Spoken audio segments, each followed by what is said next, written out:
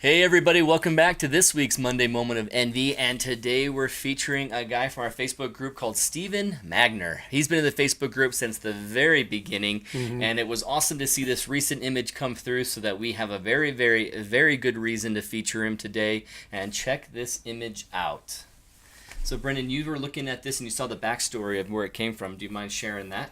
Yeah, he says, unfortunately, the California forest fires rerouted my friends and I east instead of visiting Mammoth for fall colors. So Wednesday night, he said that I didn't arrive in Death Valley until 2 a.m., another first time to visit and add to my travels this year. So he was excited to add Death Valley to his list there.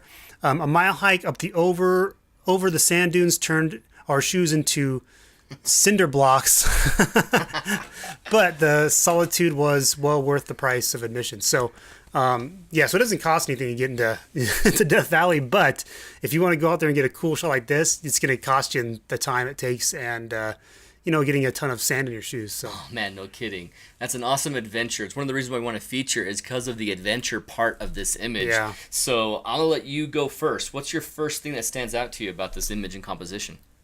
Just the colors, there's really strong complementary colors. Yeah. The sky is a nice blue orange, and there's a nice strong orange gold to the ground. But really, the shapes, the dunes, and then the star trails, just like, oh wow, there's awesome star trails there too. Doesn't it seal it? I mean, this would be Yeah. nothing without the star trails. I mean, not nothing, but it's so polished because he did a star trail image here.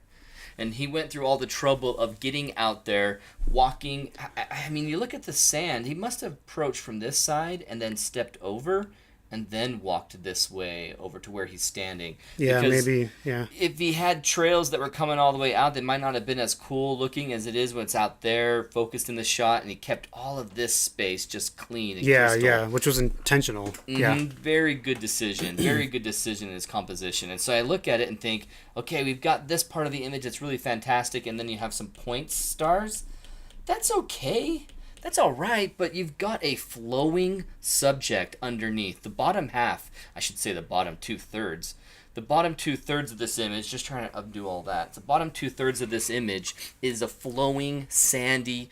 You can see the wind in the sky even, and so everything is flowy. Everything has got motion to it. And that texture of the sand dune at the bottom right Yeah. is just amazing. Isn't it great? I right love there? that. Oh, and so everything has motion in it, and to take the motion away from the stars would have been a foolish decision. So Steven made an awesome decision by putting motion in the stars as well. Yeah. With everything else in the image. So it gives us constant flowing from right to left, that's probably subconscious to most people when they see the image. Honestly, right? And yet it comes together as a whole as just a well-balanced idea, concept, and brought together well. And the key thing, guys, if you're going to try and pull one of these off, is that he's got a focused area here, very nicely focused. His foreground is not out of focus, and so it doesn't ruin the image there. And then his body, his character right here with the light, if he was moving, if he was blurry, if he wasn't quite there in his position, it would be distracting from the rest of the awesomeness of this image. And just the idea of including a light right there so it lights his face. I mean, he might not have planned on doing that until the last minute, and then when he did it, he's probably so glad he did, because it makes the image. Yeah. It really does. Yeah, it gives it a center point, an anchor point, and then your eye just is free to explore from there, Yeah. So let's break down some of the composition elements. Let's go ahead and break this into thirds. We have an interesting case here where the bottom third, this foreground space, it's boring as heck. There's nothing else going on. There's nothing going up. There's nothing here. There's no objects of different size. And yet it's not boring as heck. It's incredibly interesting with the waves, the pattern of the waves. Our eyes enjoy seeing these patterns. And so that stuff is the strength of the bottom third of this composition. And it's the very, very foreground. So you have a midground subject. He has a hill right here. You can see all along this hill, it's nothing going on up there. But he has a bush. So he chose a spot with a little bit of a bush, some life, some interest, and then his footprint, his feet print right here. Oh, that's so great to have on top of how he gets there.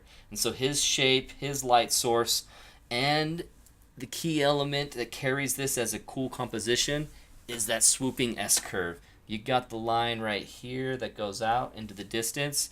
This carries your eye to him. You've got clutter of pattern that goes into a solid line that you follow, and you just kind of, let me just draw that while I'm doing it. You got this clutter of pattern that your eye's going on, and then you hit this barrier and you follow along that barrier, and then you see him. You spend some time there, and then you're kind of taken up like a rocket. I'm going to go here, and I get thrown into this interesting part of the composition. I kind of get guided to then go to the sky and see it. What was the first thing that stood out to you when you look at this image for the very first time? Where'd your eyes go? Where'd they land? Straight to the center, actually, where the light is, because that sun star is awesome. And I really like sun spikes and lens flare, type things. Yeah. Typically, and so my eyes attracted that first.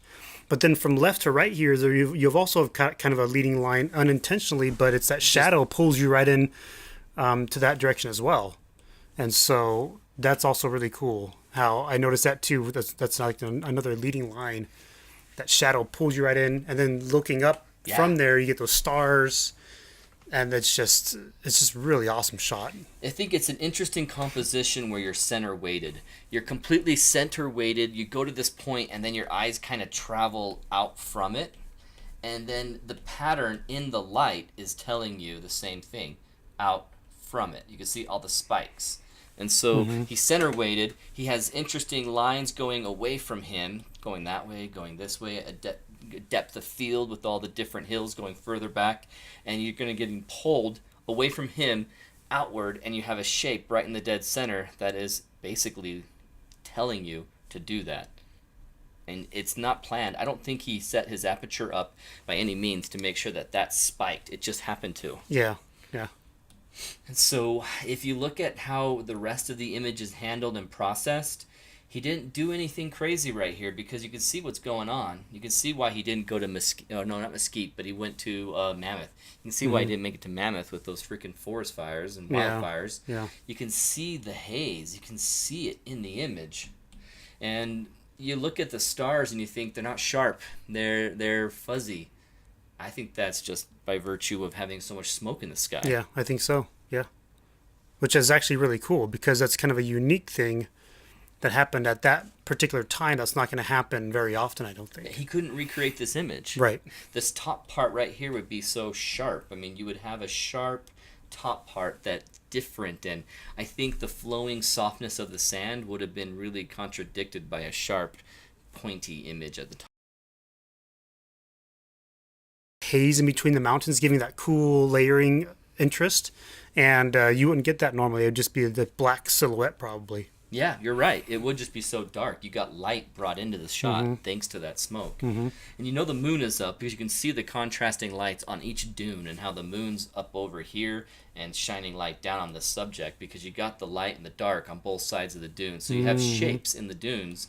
So that's just another great, just another a great thing. use of light, great use of the terrain, and because he said he only really had an hour or so to hurry and get up there, do a mile hike to get in position, it all came together very, very coincidentally. It was planned, kinda, but maybe not at all. Maybe zero of it was planned. But they put the effort into getting there, and that's what helped them make the shot, and the shot's great because of that. Yeah, I agree.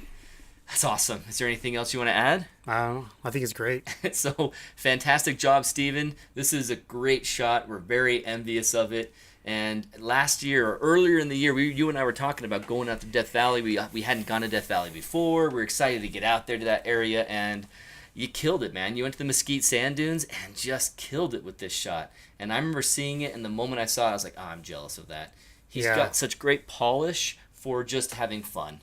It wasn't something that he meant to be a portfolio image, and yet this is something that he'll probably have on his website as a background image or a About Me image for years to come. Yeah, easily.